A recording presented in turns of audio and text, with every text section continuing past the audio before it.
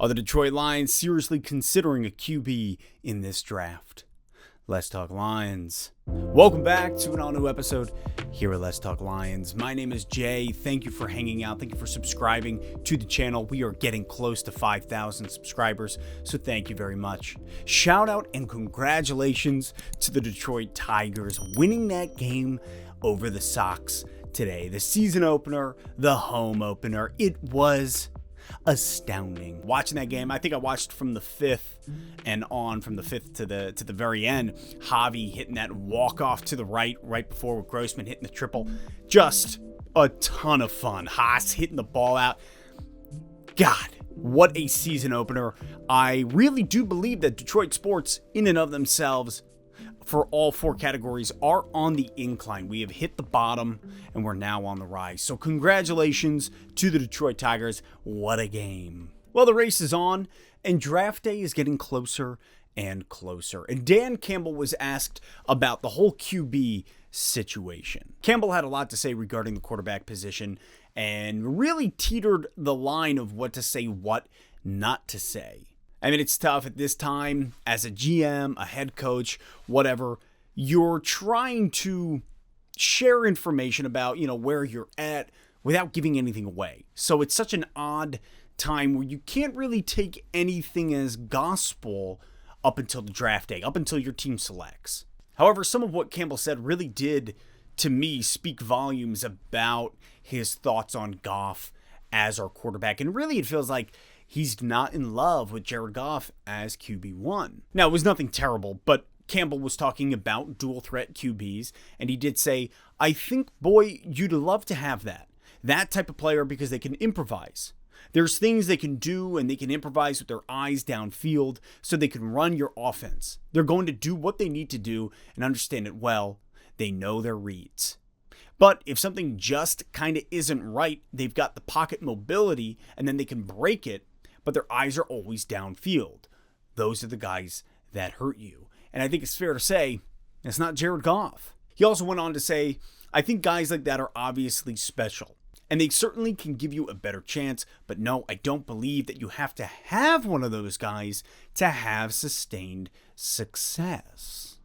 So this is where he begins to teeter the line of like, hey, yeah, we would love to have a special playmaker QB, but then he kind of goes on to the other side saying, but as much as you want that, as much as that guy can shape and change the future, I don't think you need that. In other words, we have a guy over here who's not like that. However, I believe that they can give us sustained success. And that's him talking about Goff. He's not a mobile threat. He's not a dual threat. However, you look at Goff and you look at him when you establish the run and what he's able to accomplish the back half of the season, really the last 5 games, what Goff was able to do, his stats. All in all, you can have success. You can win the NFC North. You can head to the Super Bowl. Which all really leads me to believe that he's pointing at Goff saying he's not special.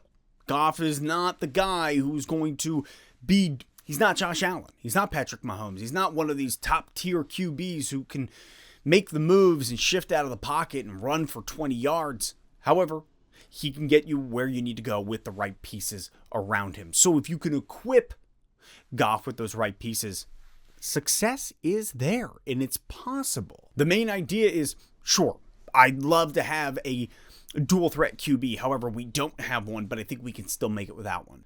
Campbell went on to say, now, if the right guy is sitting there at the right pick at that position, then let's do it.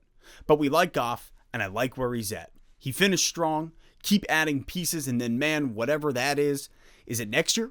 Is it this year? Is it 2 years from now?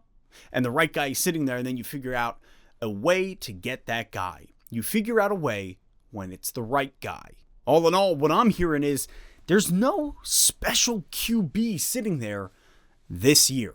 There's no special quarterback who can do it all that Campbell sees and says, that's the right guy. That's what I'm taking away from this whole situation, from this entire encounter, is Campbell saying, the guy's not there. And, he kind of puts up that smoke screen. Oh, is it this year? Is it next year? Is it the year after?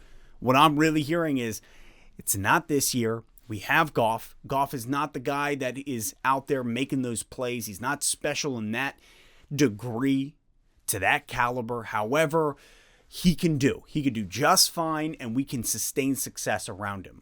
I would love one of those guys. However, they're not available this year in this draft. That's kind of what I'm taking away from this. Moreover, Malik Willis is not the guy. That's really the biggest thing I'm hearing. Malik Willis is not the guy. And if Malik Willis is selected at 2 by Detroit, then my God, that is the greatest smokescreen of all time. I'm talking can that and sell it. Shark Tank. That is military grade. How about you? How do you guys feel when you hear this? Does it kind of lead you to believe that, hey, maybe Dan Campbell is looking QB, or it's just like, we're going to make do with Goff? Because that's what it feels like. It feels like it's just, we're going to make do. Drop your thoughts in the comments, and as always, I'll catch you next time on Let's Talk Lions. Go Tigers.